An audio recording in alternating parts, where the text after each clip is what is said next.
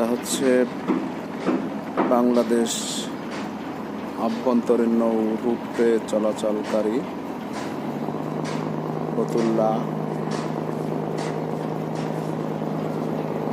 Launch terminal. এখান থেকে বাংলাদেশের দক্ষিণ অঞ্চলে যাতায়াতের জন্য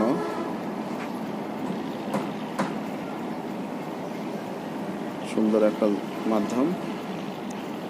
এখান থেকে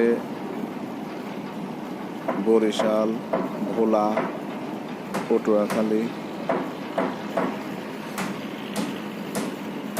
এবং অন্যান্য জেলাতে প্রতিদিন এখান থেকে লঞ্চ ছেড়ে যায়।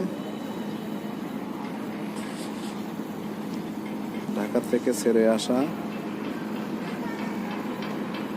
লঞ্চগুলো প্রতিদিন এখান থেকে স্টপেজ দেয়, তবে সবগুলো লঞ্চ এখানে স্টপেজ দেয় না। নির্দিষ্ট কিছু লঞ্চ এখানে থেকে ছেড়ে যায়।